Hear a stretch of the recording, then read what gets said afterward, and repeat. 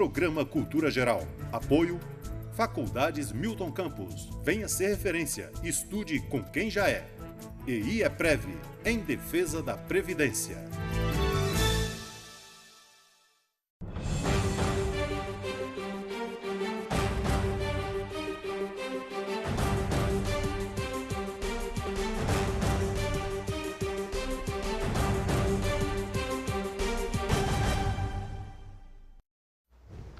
Muito boa tarde, começando agora mais um programa Cultura Geral. Hoje, 8 de março, Dia Internacional das Mulheres, né? E daqui a pouquinho a gente vai rolar um videozinho contando um pouquinho da história, né? É muito importante, né, a gente destacar hoje a importância que tem a mulher na vida brasileira, na vida mundial, essas pessoas que mudaram realmente a história da humanidade. O programa, hoje é dia do IEPREV e eu queria fazer aqui um agradecimento especial ao Pedro, que está aqui, o Pedro Saglione, que é do IEPREV, que patrocina esse programa. Ontem nós tivemos aqui, acho que talvez na televisão brasileira, um programa de 1 hora, né, falando e discutindo a questão da transexualidade com a mulher trans.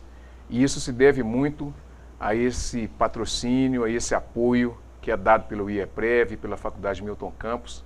Então, em nome da TV Banqueta e em nome também do Cultura Geral, eu agradeço aqui meu grande amigo Pedro Saglione, lá do IEPREV, por proporcionar à sociedade, não só de Nova Lima, mas do Brasil inteiro, a oportunidade de ter um programa tão diverso e tão diversificado igual esse, que abrange mesmo e tenta abrir as portas das pessoas, para as pessoas, atendendo aí um clamor das minorias que precisam de voz e de vez também. Seja muito bem-vindo e muito obrigado. Ô, Betão, que isso. Fica até sem graça diante de tamanho agradecimento, né? Não é esforço algum. A gente sabe da sua credibilidade, das suas boas intenções, e é sempre um prazer, né, participar e também patrocinar o seu programa. Filipão, seja muito bem-vindo aqui ao programa. É um prazer ter você aqui no programa, que é irmão, parceiro, né? A gente só não tem a mesma cor, mas a gente é irmão, ligado aí pelo Lucão também, né? Aquela turma toda lá do Alvarenga, Barros, Ribeiro, Germano e tal, que a gente está sempre andando juntos aí. E um cara que está sempre com as portas abertas para vir discutir com a gente aqui e abrir sempre um canal de comunicação e de esclarecimento para a sociedade. Seja muito bem-vindo aqui, muito obrigado pela presença. Betão, como sempre, o prazer é meu, agradeço muito a você, o Cultura Geral, TV Banqueta como um todo, e principalmente hoje, que a gente tem que sempre parabenizar, principalmente você, mulher, que está aqui assistindo esse programa, né? Hoje a gente deu até um puxãozinho de orelha no Betão antes, falando assim, poxa, hoje, logo no Dia da Mulher, não tem uma mulher aqui para poder discutir conosco e aprofundar mais os temas. Mas, de toda forma, parabéns para você, que é uma mulher brasileira, que a gente sabe que toda mulher brasileira, ela luta bastante, né? Ela está em constante evolução, e a gente precisa, principalmente, pautar, puxando um pouco a sardinha para o meu lado também, a questão da mulher na política, né? Sim. E é uma coisa que a gente pode conversar sobre isso mais a fundo, mais tarde também. Beleza, nós vamos receber daqui a pouquinho o Camilo Machado, professor Camilo Machado, que está chegando aí. Eu vou colocar um videozinho aqui contando a história um pouquinho desse 8 de março. Daqui a pouquinho a gente volta. Não saia daí, espere a gente vai voltar para fazer um programa super legal. Foi intencional colocar só homem aqui, tá? Foi intencional. Daqui a pouquinho eu explico.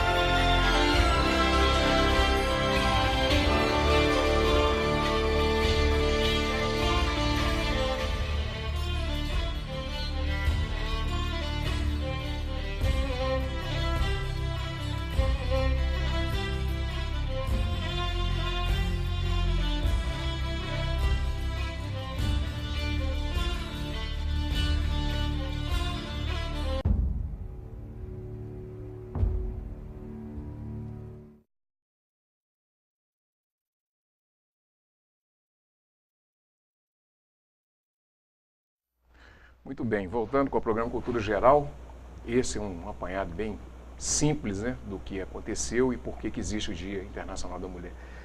Ô Pedro, muito importante essa data, né? A gente estava falando aqui nos Sem bastidores. sombra de dúvidas, Betão. É uma data que não pode passar em branco, né? Eu acho que, sem sombra de dúvidas, a mulher ela tem muito a comemorar, porque a mulher evoluiu muito e conquistou muito espaço, né? Em todas as áreas, né? Do ponto de vista do direito civil, do direito social, do direito político. Né? Para você ter uma ideia, a mulher não tinha sequer direito a voto, né? Em 1932, a mulher adquiriu o direito a votar, mas não era qualquer mulher, era só a mulher casada, mediante prévia anuência, prévio acordo, prévia autorização do marido. Então, só em 1946 a mulher veio a ter o direito a voto, do voto obrigatório, e teve adquirido o direito a um voto amplo e restrito. Né? Do ponto de vista do direito civil, dos direitos políticos, dos direitos sociais, eu acho que hoje a mulher tem muito a comemorar, porque a mulher está totalmente inserida na sociedade, está totalmente amparada, né? O Dr. Felipe também pode atestar.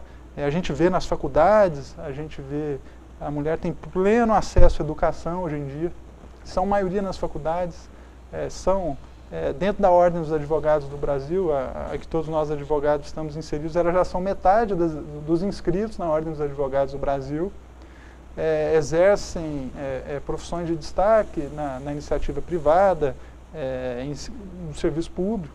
Né? Você pode ver, tivemos uma mandatária, né, uma presidente recentemente eleita, tivemos já ministras do STF, a atual presidente, né, ministra Carmen Lúcia. No ano de 2000, a ministra Ellen Grace foi a primeira ministra, também presidiu a casa.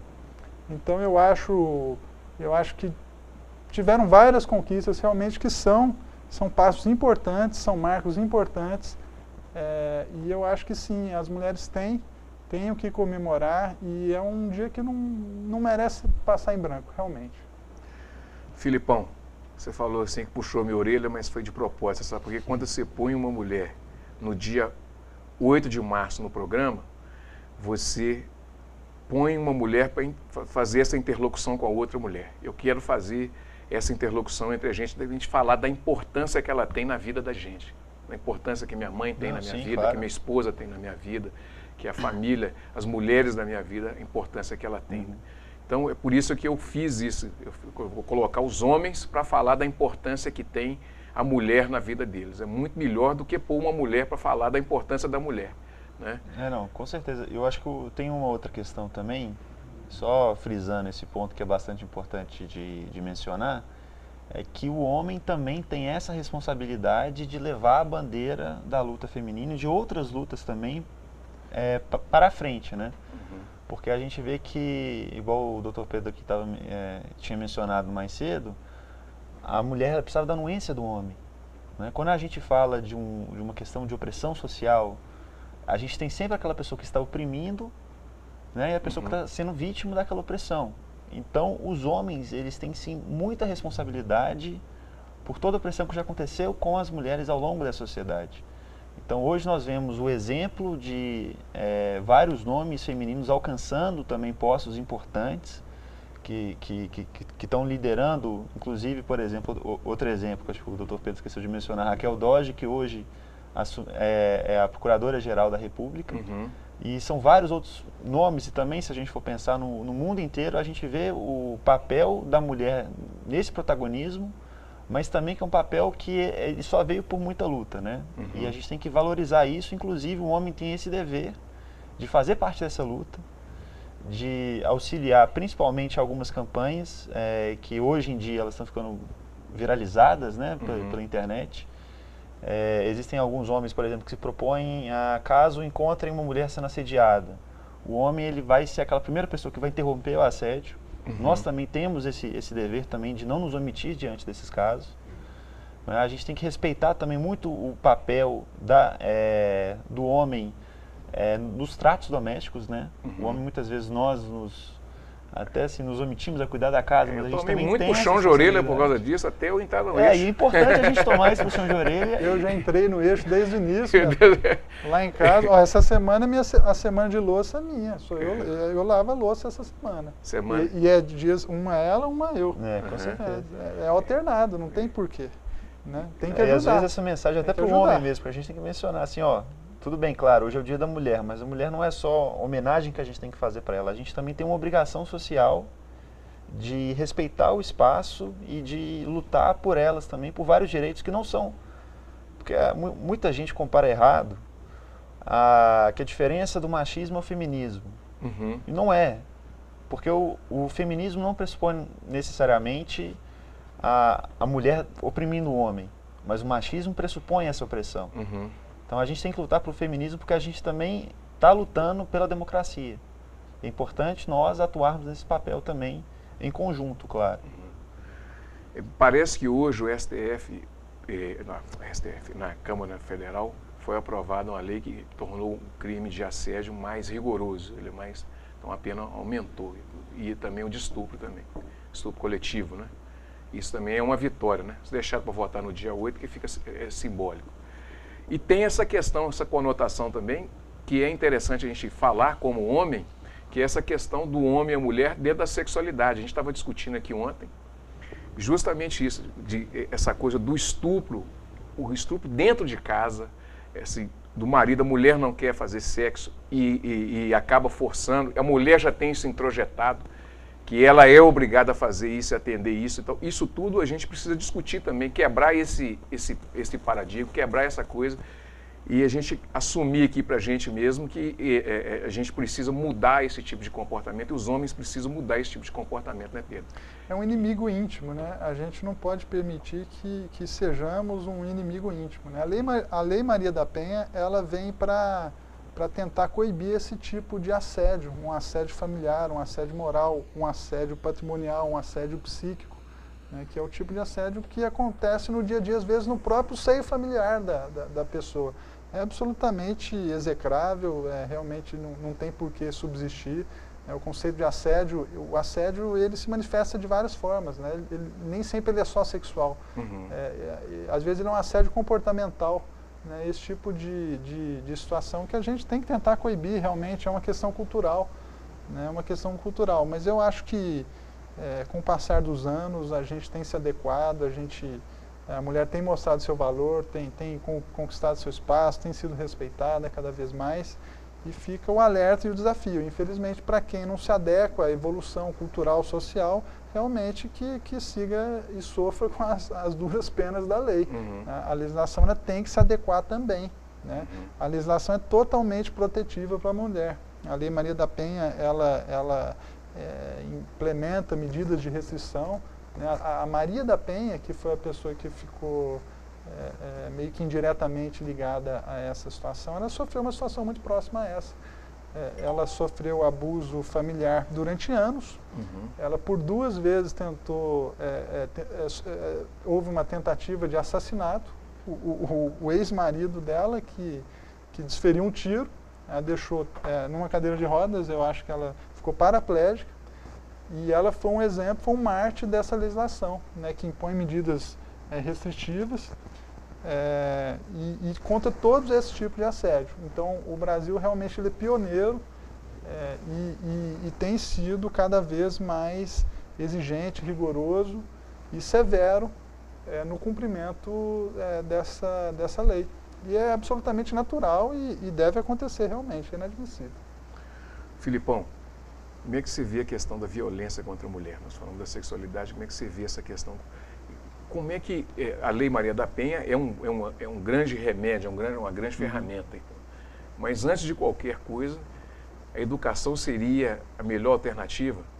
Ensinar a criança desde novinho que ele não pode e que ele brincar. Tem que respeitar. Além de ter que respeitar. Brincar. E lembrando também, Betão, que a violência não é só violência física. Né? A própria Lei Maria da Penha, ela coíbe outros tipos de assédio. A gente tem o assédio moral, a gente tem essa violência psicológica, inclusive a própria violência física pode levar à morte e outros fatores que não são desejáveis, né, digamos assim. Então, mas hoje em dia, apesar de ter muito avanço, já em algumas questões femininas, hoje no Brasil a gente tem um grande problema ainda. Que o Brasil, ele ocupa o 7º lugar no ranking acho que não sei se é o maior número de mulheres mortas por violência doméstica ou o maior número de casos de violência contra a mulher. Mas, de qualquer forma, hoje a gente tem um grave problema que, apesar de toda a campanha, a gente vê vários órgãos do governo, várias empresas, vários educadores tentando acabar com essa cultura do machismo, mas ela ainda existe, persiste dessa maneira muito perversa, que ela acaba que culmina na violência. E a gente tem uma questão que é muito difícil de conseguir mensurar, que é quando a gente começa a banalizar esse tipo de violência. Não é? E às vezes a gente está numa roda de amigos, num grupo de conversa, a gente começa a fazer piadinha de alguma coisa, piadinha de outra, e isso vai levando a assédios que acontecem. Às vezes as pessoas se orgulham de assédios que fazem com suas companheiras, que fazem com colegas de trabalho. Isso é algo, assim, nada democrático, né? E execrável em todos os seus meios. Então nós temos hoje no Brasil um país muito violento e muito violento contra a mulher. Então é um desafio muito grande que, apesar de várias conquistas, de que ainda nós, como homens, temos que entender que a gente ainda tem que trabalhar junto e lutar muito mais ainda pelo direito das mulheres. Porque nós amamos as mulheres, nós convivemos com elas, temos familiares e... Elas é que nos criaram. E elas que nos criaram, né? E você também, imagina... E essa é outra questão também, né? Própria da criação. A gente ainda tem uma cultura muito da mulher, a criadora, mas o pai também tem que exercer esse papel. E essa é a pergunta que eu ia fazer para o Pedro, que vai ser papai. E como é, que eu sei que você tem muito essa ligação, a Marcela é uma pessoa super bacana, né? Deve ser exigente igual a Marina, minha esposa, do Dr. Hugo também. Como é que é ficar grávido junto com a esposa, assim, curtir essa gravidez, assim, que eu tenho certeza que você também vive essa coisa, assim. Você falou o termo correto, Betão. O homem também fica grávido. O homem fica grávido. Eu já não durmo tão bem, já me preparo. Você fica de sobreaviso, a qualquer momento pode nascer a preocupação, né? Você começa a reconsiderar condutas, você vira um vigilante das suas próprias condutas. Pelo menos é o que eu passei a refletir sobre minhas próprias condutas, né? Porque eu acho que você tem que ser um reflexo, né? No caso é uma menina, minha filha, Ana Paula, e eu já virei um vigilante, né? Eu acho que você tem sim que refletir, evoluir como pessoa, para que você vai ser o maior espelho do seu filho ou da sua filha, né? Então eu acho, e naturalmente você tem que dar todo apoio psicológico e para a sua esposa também, né? Então é muito interessante, é desafiador, é muito único. É muito único realmente. Desejo a todos que não sou um pai completo por enquanto, né? Mas eu acho que dentro de algumas semanas serei, se tudo der certo. Mas realmente bem inovador. A emoção de ser pai, assim, de ver e acompanhar tudo isso, assim, transforma o seu olhar não só como pai, mas acaba que é pai e mãe juntos, assim, e tal. A admiração pelo ser feminino cresce, assim, é realmente um dom divino. Você gerar uma vida dentro de si é um negócio extraordinário. É incrível, Betão, é incrível. Gente, deixa eu fazer um intervalinho, daqui um minutinho a gente volta com mais cultura geral. Vapt-vupt, como dizia o professor, né, Raimundo.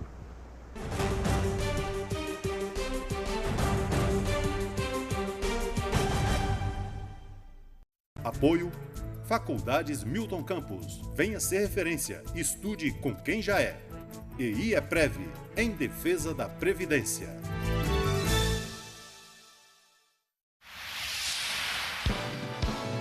Canal Cidadão, Nova Lima e você. A Prefeitura realiza manutenção periódica da sinalização de trânsito em Nova Lima para garantir melhor fluidez ao tráfego de veículos e prevenir acidentes. O município de Nova Lima ele tem investido muito na área de trânsito, com foco especial na proteção de todos os usuários do sistema, sejam motoristas e os pedestres. Nós cuidamos também da parte de sinalização, do cuidado com as vias e também primordial com a educação do trânsito. Nos últimos 3 meses, mais de 50 ruas de aproximadamente 30 bairros da cidade receberam intervenções como substituição de placas e balizas danificadas e sinalização horizontal, com a revitalização da pintura de faixas de pedestres e redutores de velocidade. A Guarda Civil Municipal de Nova Lima, ela atua no trânsito, na fiscalização, no controle e na educação. No entanto, para que nossas ações sejam mais efetivas, nós precisamos da colaboração dos pedestres e dos condutores, uma vez que a maioria dos acidentes são por falha humana. Por isso, se nós trabalharmos em conjunto, nós iremos contribuir para um trânsito mais seguro e uma melhor mobilidade urbana. Acidentes de trânsito são a 9ª maior causa de mortes em todo o mundo e podem alcançar a 7ª posição em menos de 2 décadas. O trânsito mata uma pessoa a cada 12 minutos no Brasil, segundo o levantamento feito pelo Observatório Nacional de Segurança Viária. O município de Nova Lima vai continuar a investir nesse setor. Nós vamos buscar parcerias e também estamos cuidando para que os novos projetos na área de melhoria do trânsito de uma forma geral sejam cada dia mais uma realidade. Saiba mais sobre as ações da Prefeitura em nosso site www.novalima.mg.gov.br, nas redes sociais Prefeitura de Nova Lima Oficial e no jornal A Cidade.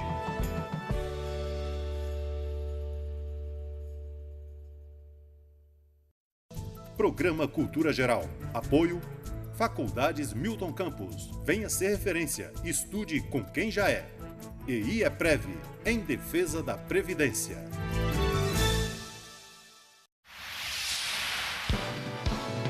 Canal Cidadão, Nova Lima e você. O idoso em Nova Lima tem mais motivos para sorrir. É que a Coordenadoria da Pessoa Idosa não tem medido esforços para levar conhecimento, aprendizagem e muita alegria e diversão para a turma da terceira idade. E para 2018, nossos planos é ampliar essa rede, para estar atendendo mais pessoas. Nós temos consciência que o grande problema da terceira idade é o isolamento social. Quantas pessoas estão em casa, muitas vezes até mesmo com depressão.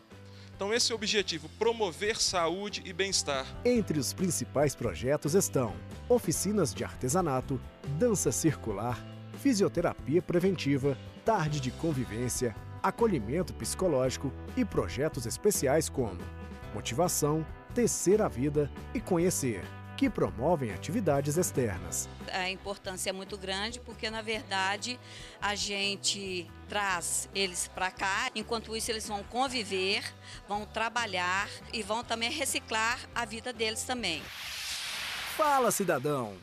Para mim está sendo muito importante eu estar participando, não pelo que eu faço, mas pela amizade que eu conquistei e pelo acolhimento que eu estou tendo aqui na casa. Todos que estiverem em casa com problema de depressão ou pensando que não tem nada, venha para cá que aqui eles vão ver como que a vida melhora, a saúde.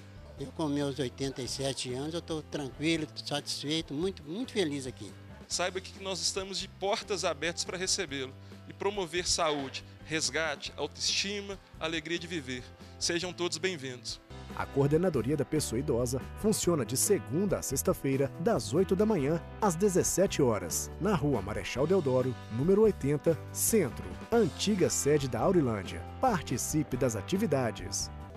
Saiba mais sobre as ações da Prefeitura em nosso site www.novalima.mg.gov.br, nas redes sociais Prefeitura de Nova Lima Oficial e no jornal A Cidade.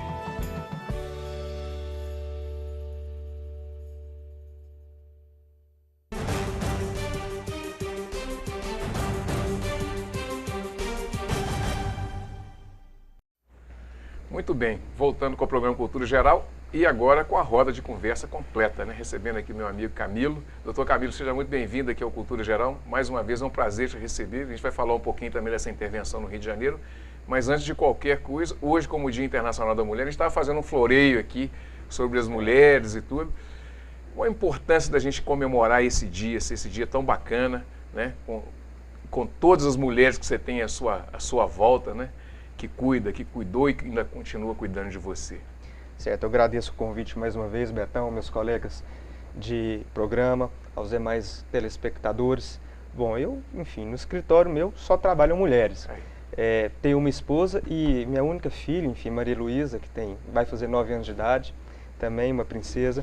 E eu acho que o Dia das Mulheres é muito importante até para reforçar o papel da mulher, né, na própria sociedade. Eu já vi isso até quando que começou essa homenagem às mulheres, que não é uma data como outras tantas do calendário, muito pelo contrário, é um dia marcado, né, por uma grande tragédia que nós vivemos, quando eles trancaram as mulheres dentro de uma igreja e atearam fogo juntamente com mulheres e crianças da mesma forma. Então, eu acho que aí marca, na verdade, um passo adiante de que as mulheres, elas não apenas estão igual em competição com os homens, enfim, como elas podem, de fato, ter um mercado, e da mesma forma que um dia a gente não precisa ter o Dia das Mulheres, né? Que um dia isso seja algo natural.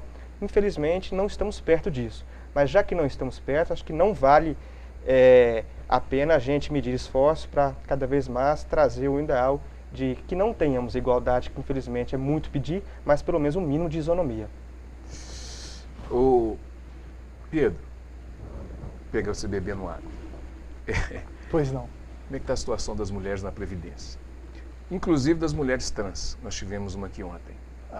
Betão, as mulheres são totalmente inseridas dentro do contexto da legislação previdenciária, né? São seguradas, fazem jus à aposentadoria, inclusive com benefícios, né, que facilitam o acesso à aposentadoria por idade, à aposentadoria por tempo de contribuição. A mulher, ao contrário do homem, consegue se aposentar mais nova e com menos tempo de contribuição, né?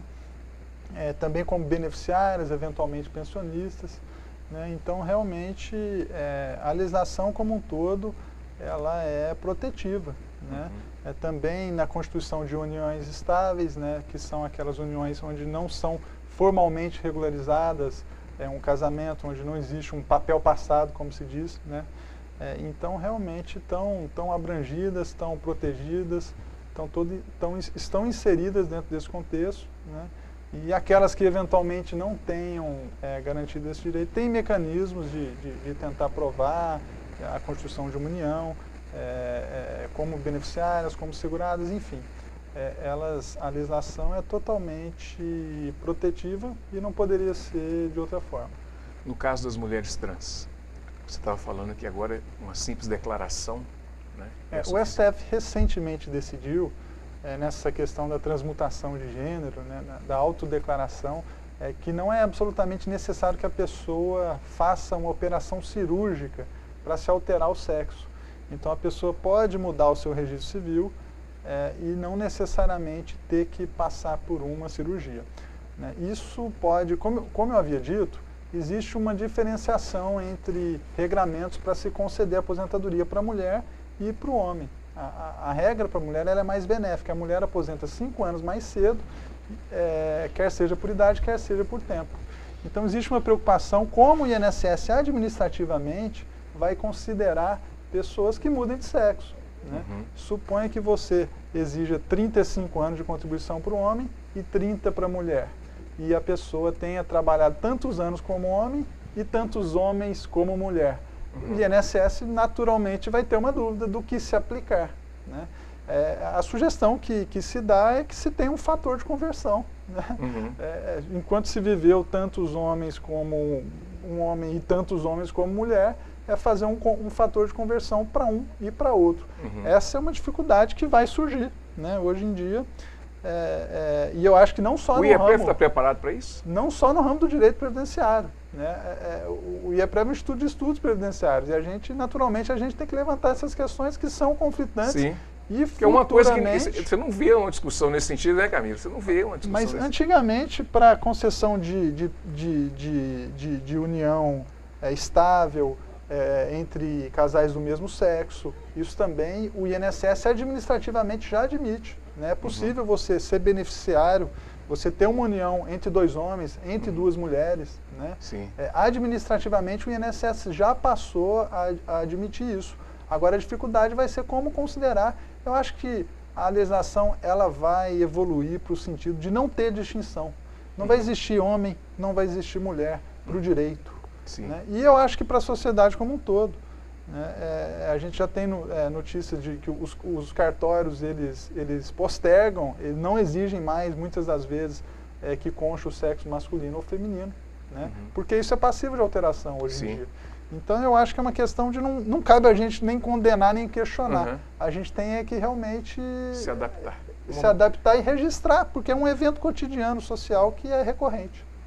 Camilo, professor Camilo, deixa eu te perguntar uma coisa. Essa situação do Rio de Janeiro, pulando de um assunto para o outro, assim, certo. Essa intervenção, ela é legal, ilegal? Isso pode perdurar? Isso é um laboratório? Que instituto é esse que está aí aplicado no Rio de Janeiro? É uma questão complexa, né, Betão? Veja bem, sobre o critério formal, não há o que se discutir com relação à democracia. Eu vejo muito se falar, enfim, eu acho que até um problema do Brasil hoje é porque depois de um processo de afastamento do presidente, e especialmente o processo eleitoral que está por vir, a gente tem um processo de radicalização política e ideológica, certo? Então qualquer assunto que se fala, seja sobre mulher, seja sobre o trans, seja sobre uma intervenção, seja sobre segurança pública, vão sempre levar para o lado ideológico, haja vista a polarização social. Então se coloca primeiramente, ou seja, além de ser legal ou não, é democrático ou não é. Muitos se falam sobre a ausência de democracia nisso e, por sua vez, legalidade. Então o primeiro pressuposto é completamente democrático e completamente legal. Por quê? Porque está na Constituição. Está na Constituição, artigo 34 da Constituição fala sobre a intervenção federal, que é uma medida excepcional. E quando ela é uma medida excepcional, a gente tem até uma distinção sobre a intervenção federal do estado de defesa de sítio, no qual o presidente da República edita um decreto e já vai valer, possui efeito, só que precisa de uma convalidação da Câmara dos Deputados e do próprio Senado. Quando tem essa convalidação, ou seja, não é somente a critério do presidente, passa pelo Senado, passa pela Câmara e houve já essa convalidação. Então, ou seja, passou pelo crivo tanto de um chefe do executivo quanto por um poder legislativo proporcionalmente eleito, com todos os partidos ali dentro inseridos e, sobretudo, com possibilidade de suscitar algum questionamento de forma para o próprio STF. Já passou por esses fatos todos, certo? Então, na verdade, que é legal, é legal. É uma medida excepcional, sim. Cabe agora à população intervir se ela de fato é necessária ou não. Eu tenho alguma reserva, agora, passando esse pressuposto formal, eu tenho uma reserva se ela é de fato necessária ou não.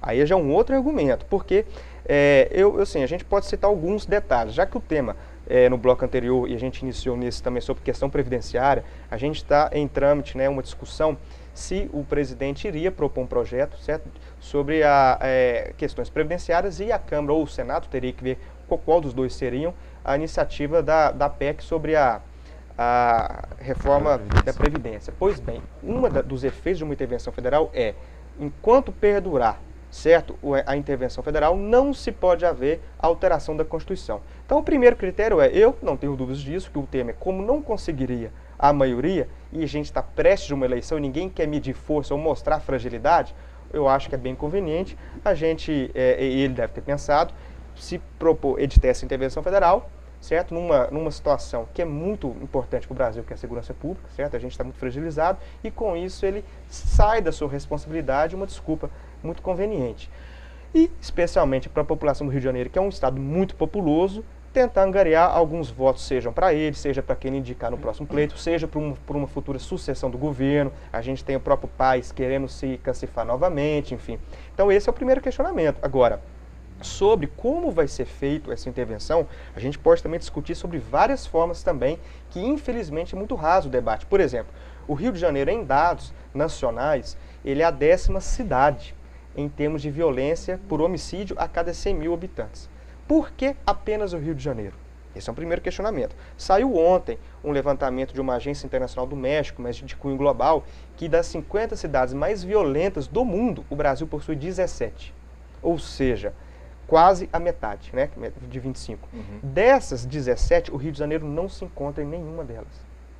Todas, e salvo engano, somente 3 não são do Nordeste. O resto é tudo do Nordeste do país. Ou seja, por que, por questão de isonomia, apenas o Rio de Janeiro?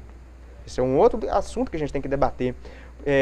Agora, não há dúvidas de que o governador Pezão, ele de fato pediu essa intervenção federal. Agora, quando a gente pede uma intervenção federal num assunto tão peculiar que é uma segurança pública, ou seja, o governador do estado, ele assume que não tem condição de manter a ordem e a segurança naquele estado, aí eu já acho que tem que intervir mesmo.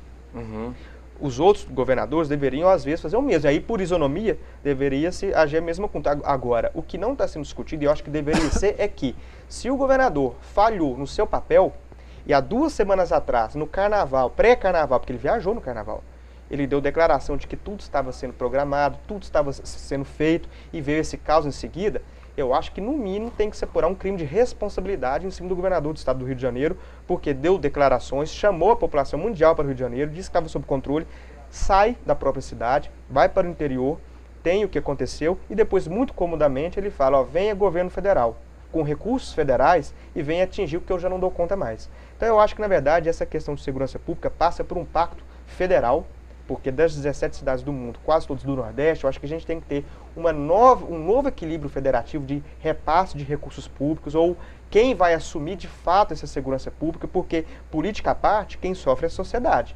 E não tenha dúvida, a segurança pública será o objeto central dos temas das eleições presidenciais de 2018. Te assusta, Felipe, a situação toda? Como é que você está vendo toda essa coisa da intervenção? Pois é, assim, aproveitando um pouco o gancho do Dr. Camilo, uma coisa que eu percebo bastante, principalmente nessa questão da intervenção federal, o que assustou foi a falta de planejamento na sua execução. Porque parece que a gente não sabia ao certo qual que seria a dotação orçamentária que seria utilizada, quais seriam os principais planos de ação, quais seriam os principais agentes envolvidos.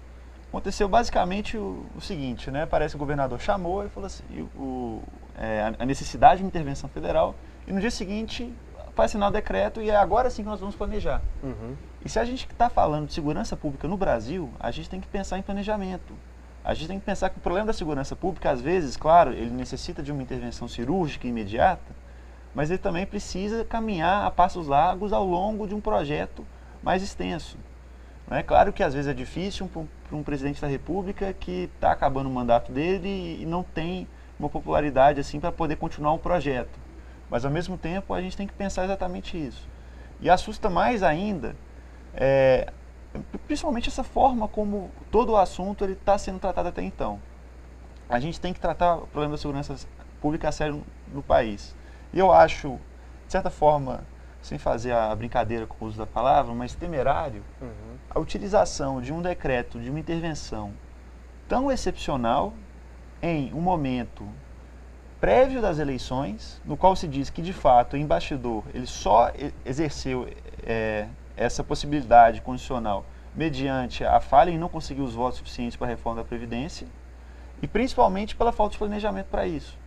Porque se a gente fosse imaginar, eu não sou especialista em segurança pública e não quero entrar no mérito em si, mas se talvez o Rio mesmo precisasse de uma intervenção federal de cunho militar para conseguir, então, de alguma forma, reduzir os índices de criminalidade para depois fazer políticas públicas mais eficientes. Isso é uma possibilidade. Mas a falta de planejamento em cima disso é o que assusta. E principalmente em um momento que a gente tem que levar o contexto em consideração. A gente tem que levar o contexto que a gente teve em 2015, uma presidente impeachada. Em convergência com o que você está falando, veja bem, intervenção militar é diferente de intervenção federal. Não, né? A intervenção federal é muito mais ampla. Então, por exemplo, envolve de fato uma maior programação. Exemplo, quem é o gestor, certo, do sistema penitenciário do Brasil é o executivo. Sim. Só que não adianta, numa intervenção federal, a gente colocar o exército nas ruas, e assim, eu não vou questionar, porque disse que o governador chamou, trouxe a fragilidade, eu acho que uma vida perdida é muito. Então, de fato, vamos dar segurança no Rio. Só que, o que adiantaria o Exército prender alguém, levar para o sistema penitenciário e o Judiciário soltar? Ou seja, no mínimo, deveria preceder a esse decreto, que eu acho que foi muito conveniente, uma discussão maior, inclusive entre os poderes executivo, legislativo e judiciário, reformar a nossa legislação primeiramente, chamar o judiciário, por exemplo, no Haiti, o Exército ele consegue resultado, porque no Haiti, em 13 anos, foi um sucesso. Mas não é comparar 13 anos com até dezembro de 2018, que é o nosso decreto. Eu sou muito cético com relação a isso. Quando teve no Haiti, o judiciário colaborou. De qual forma? Tinha juízes itinerantes em cada ação do Exército. Então, ou seja, prendia alguém, o juiz na hora iria analisar a legalidade daquele ato, daquela apreensão. porque com isso evitava questionamento futuro. O que adianta? Prender para depois soltar, certo? Outra questão, para a gente discutir sobre a intervenção no Rio de Janeiro, a gente tem que discutir, e os estados lindeiros? Será que esses bandidos não vão escoar para Minas, para o Espírito Santo ou daí por diante? Sim. É um outro problema grave. Que adianta a gente discutir intervenção federal se a polícia não vai ter uma mobilidade para sair de helicóptero, ter o espaço aéreo, o exército para poder tramitar a OAB do Rio de Janeiro e a Nacional, já entraram com a série de medidas para poder obstaculizar essas ações, dizendo que o exército deveria primeiro sinalizar que vai entrar em tal comunidade. Bom, se a gente sinaliza, você vai perder o efeito disso. Então eu acho que deveria ter um prévia negociação legislativa no plano judicial e no plano executivo, para aí sim a gente ter ação efetiva. Porque se não tiver, parece que vai ser apenas uma questão para a polícia e não vai. E o judiciário tem que entender também que, certo, a questão de segurança pública, ela é nacional. Não adianta a gente ter medida pontual, seja do executivo, seja de uma legislação, depois a gente eiva de inconstitucionalidade numa PEC, ou seja, tem que ser os três poderes unidos e talvez uma medida interessante, além da reforma do Código Penal, é nacionalizar certa segurança pública, já que os estados do nosso pacto federativo estão completamente quebrados. Rio de Janeiro, Rio Grande do Sul, Minas Gerais, Nordeste como um todo não estão cumprindo. Então vamos elaborar um novo pacto, mas para elaborar pacto tem que ter uma convergência prévia entre os poderes e não uma ação pontual do executivo, porque cheira oportunismo. É muito estranho a gente pensar que há 4 anos o Brasil sediava uma Copa do Mundo, há 2 anos o Rio de Janeiro sediava uma Olimpíada e hoje é necessária uma intervenção federal na cidade. É muito estranho. É muito estranho. Por que não se propagava tamanha insegurança pública, jurídica, nesses grandes eventos de repercussão mundial? Né? Eu compartilho de tudo que vocês falaram. Acho que se salvar uma vida que seja, é válido. Mas realmente tem muita coisa por baixo desse tapete aí. E esse mandato de segurança coletiva, o mandato de busca e apreensão coletiva, professor? Na verdade, esse mandato isso é uma experiência que inclusive também foi feita no Haiti, certo? Porque a alegação do Exército é que pela própria topografia e forma que a urbanização desenfreada, certo? Marginalizada das comunidades, acaba que quando você entra numa viela, certo?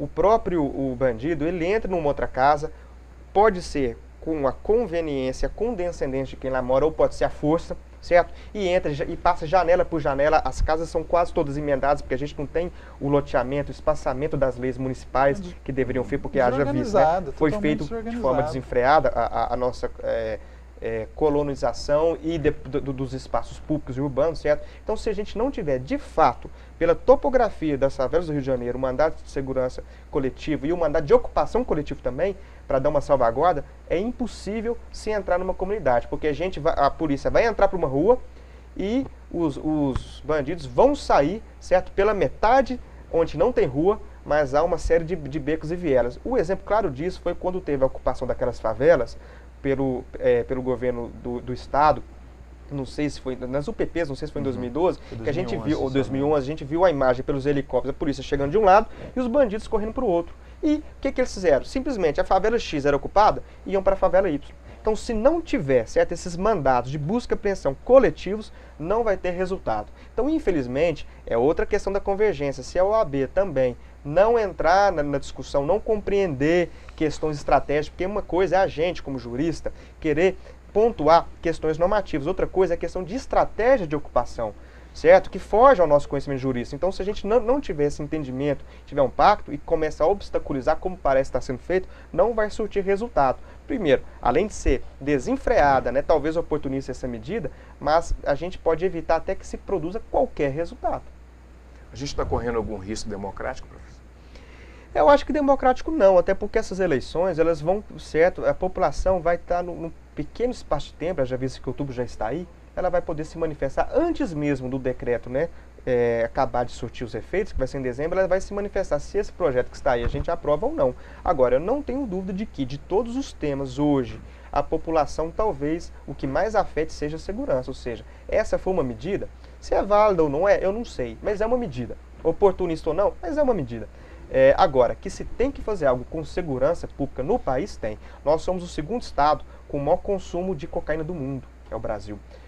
O Brasil é o maior consumidor de crack do mundo, certo? E não tenha dúvida que essa violência urbana passa por rotas de tráficos internacionais, nas nossas fronteiras, e é tudo um problema muito mais complexo do que a gente simplesmente pensa que é.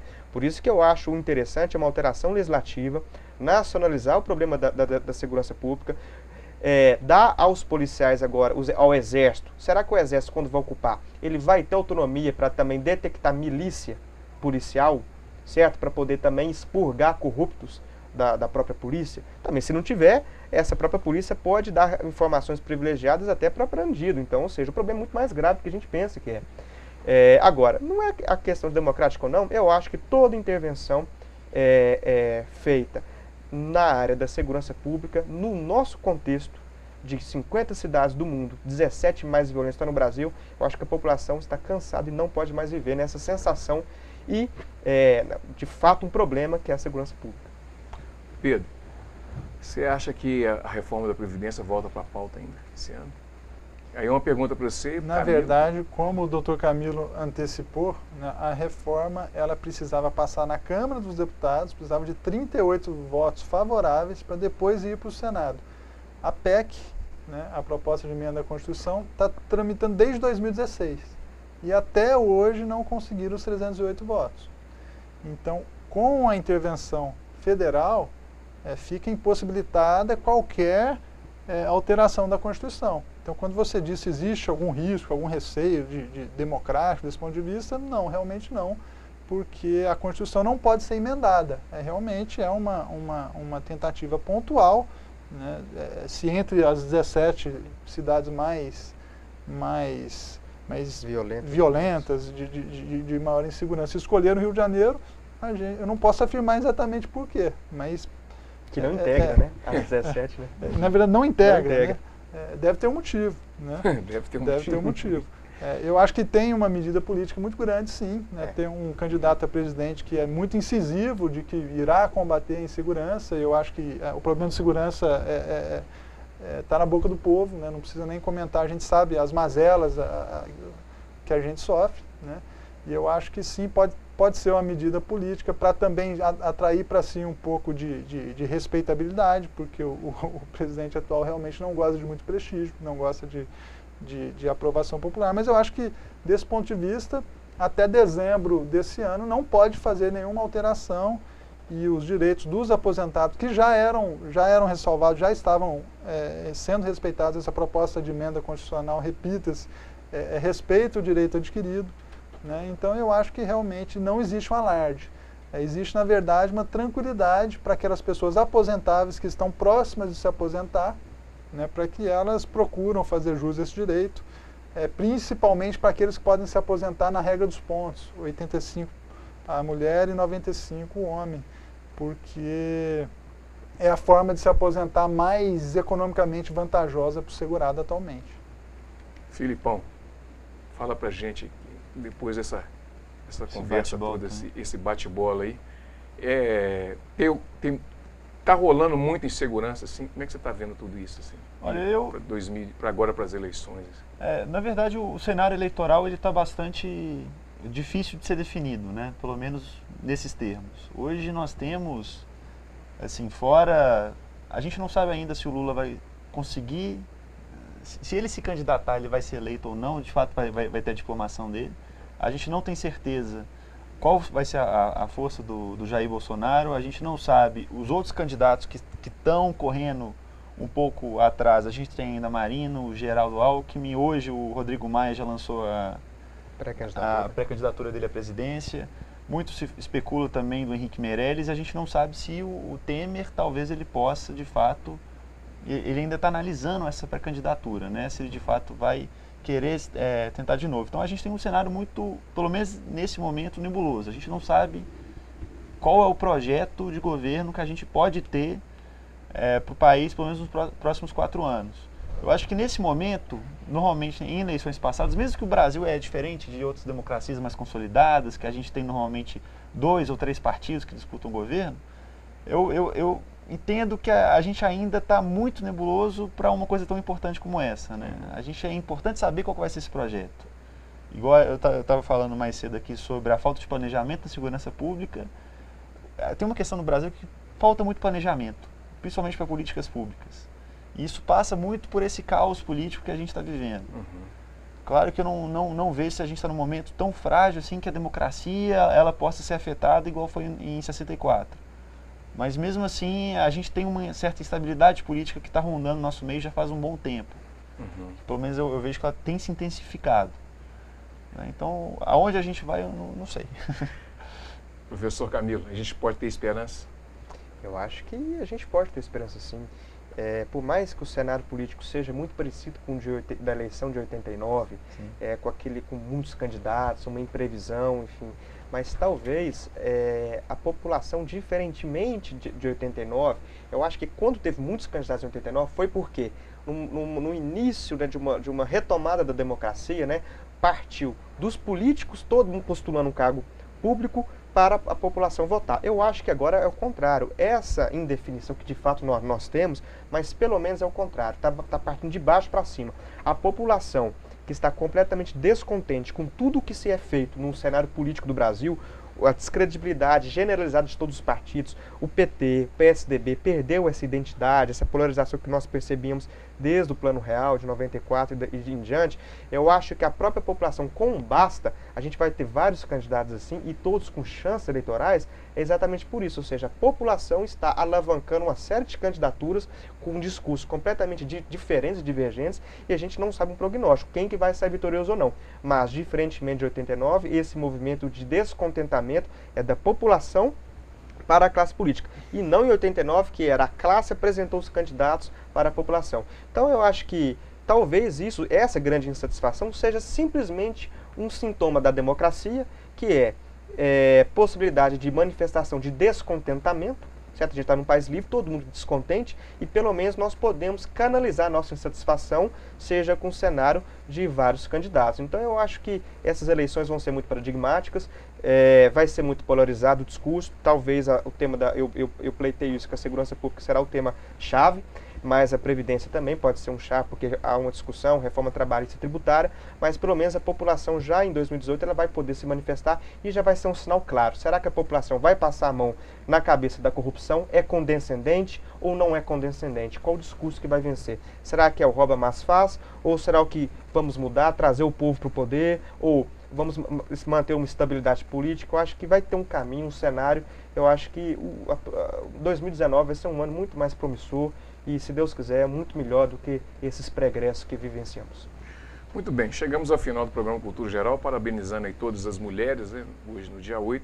Um grande abraço, segunda-feira estaremos de volta com mais Cultura Geral e vamos aproveitar aí o mês das mulheres. Um grande abraço e até segunda, se Deus quiser.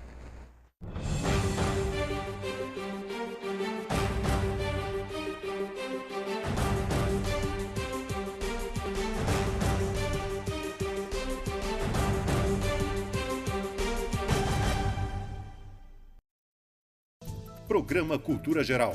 Apoio Faculdades Milton Campos. Venha ser referência. Estude com quem já é. EI é Prev, em defesa da Previdência.